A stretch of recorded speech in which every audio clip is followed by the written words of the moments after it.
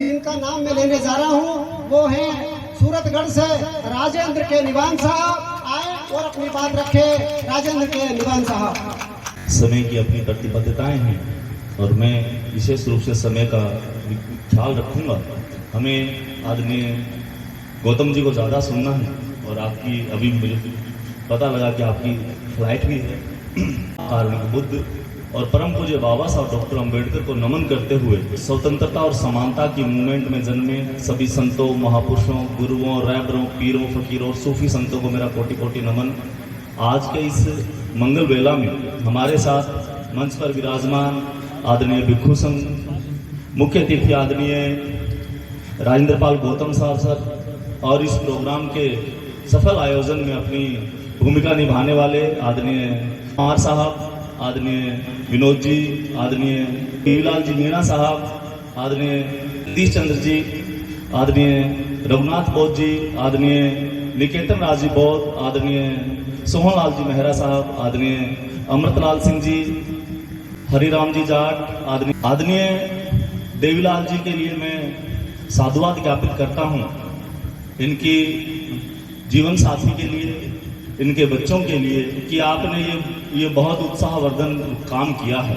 और विशेष रूप से उदयपुर का ये जो क्षेत्र है, ये संभाग है, इस संभाग में धन की कोई ज़्यादा ऊर्जा नहीं है और ये जमीन भी कठोर है।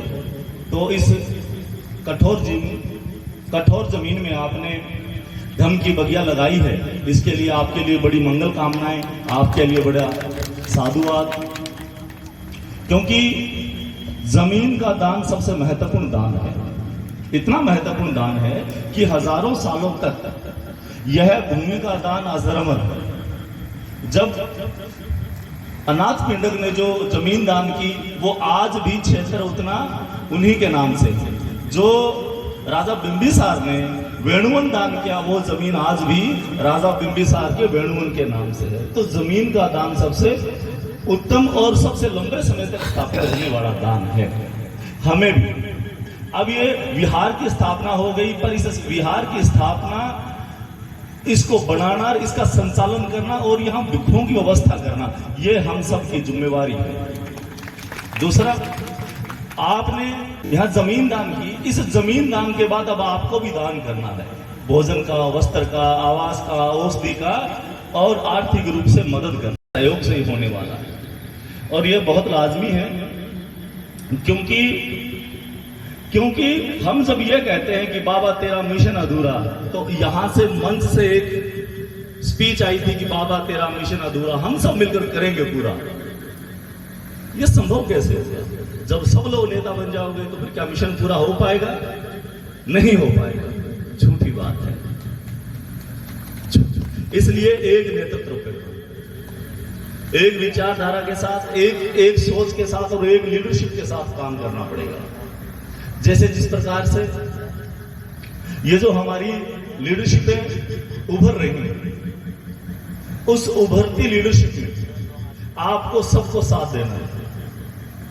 मैं अपनी बात को और ज्यादा समेटता हूं कि इस समय जितने सारे संगठन बने हुए हैं, उन सब संगठनों का सहयोग करना हमारी नैतिक जिम्मेवारी बन जाती है। क्यों? क्योंकि यह संक्रमण का काल है। यह संक्रमण का काल, और संक्रमण का काल इसलिए काल है क्योंकि आज इंसान से ज्यादा उस पर जाति हावी है। इंसान से ज्यादा, इंसानियत से ज्यादा जातिवाद हावी है। और जब तक जातिवाद है तब तक सारे वाद विफल है। इसलिए हम आज जो लोग इस पंडाल में विराजमान हुए हैं, हम आज इस विहार के इस प्रांगण में आए हैं। हमें यह संकल्प लेकर के उठना चाहिए कि हम जाति नहीं पूछे। जिस व्यक्ति ने जय भीम कर दिया, नमो बुद्धाय कर दिया, है ना, सत साहिब कह दिया, फिर उससे क्या जाति पूछनी? वो तुम्हारा ही तो है। और जो व्यक्ति इस विहार के प्रांगण में आ गया, निश्चित रूप से वो तुम्हारा है। मुझे इस बात की अपार प्रसन्नता है। देवीलाल जी से जब हमारी इस विषय में लंबी बातचीत हो रही थी, तो इस समिति के निर्माण में मुस्लिम समुदाय के लोगों को भी रखा। मानस की जात सबे एक ही पहचान हो।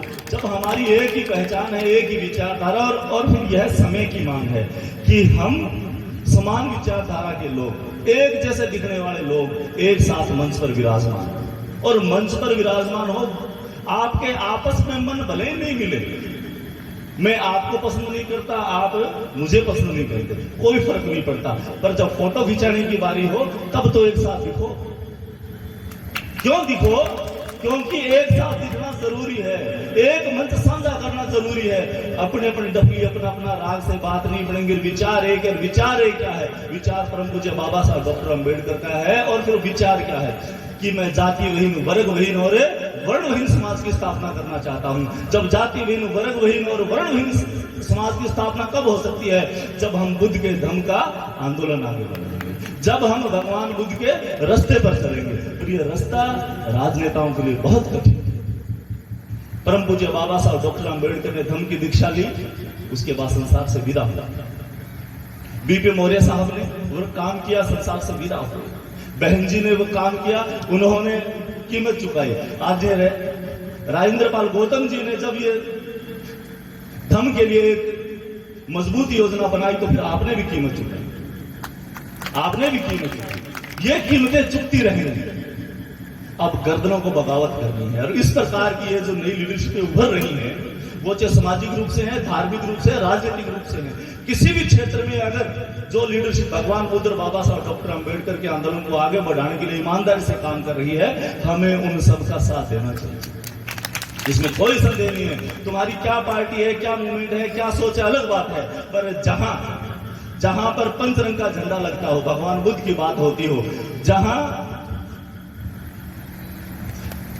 परम पूज्य बाबा साहब डॉक्टर अम्बेडकर की फोटो लगती हो, फिर हमें उन सबको एक जादम पर बैठने का काम बनाना चाहिए। अंतिम बात बताता हूं कि हमें यह विचार तब मजबूत होगा जब हम साहित्य पढ़ेंगे। जब तक साहित्य नहीं पढ़ेंगे हम कोई ज्यादा काम नहीं कर पाएंगे।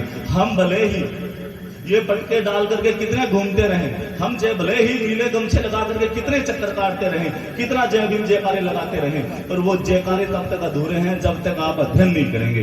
इस मिशन में मजबूत लोगों की जरूरत है, इस मिशन में टिकने वाले लोगों की जरूरत है। और टिकने के लिए तुम्हें पढ़ना जरूरी है, तुम्हें साहित्य जरूरी है। साहित्य अब जो ये जो दुकानें बनी हुई हैं, ये जो इतना सारा वजन यहाँ कंधे पर रख करके लेकर के आए हैं, हम सबकी जिम्मेवारी बनती है कि हम परम पूज्य बाबा साहब डॉक्टर अम्बेडकर का साहित्य अपने घर में जरूर लेकर के जाएं। और फिर आपके घर में आपने दीक्षा ली कि नहीं, बोध हुए कि नहीं हुए, आपको जय भी पसंद है कि नहीं है, अलग मसला है। पर आपके घर में महापुरुषों की तस्वीर होना जरूरी है। चित्र ही चरित्र का निर्माण करता है। जैसे ही आप बुद्ध की, कबीर की, रैदास की, नानक की, शाहू की, फूले की फोटोएं अपने घर में लगाना चालू कर दोगे, आप तो क्या हुए मुझे नहीं पता, पर आपके बच्चे जरूर बुद्ध के रास्ते पर आएंगे। इसी के साथ मैं अपना बाकी का समय आपने मंत्री जी के लिए अर्पित करता हूं। आपने हमें यहाँ रोकने की व्यवस्था की, आपने एक उत्तम भोजन की व्यवस्था की, आपने स्वागत किया और आपने मंच दिया। बहुत बहुत आभार। नमो बुद्धाय।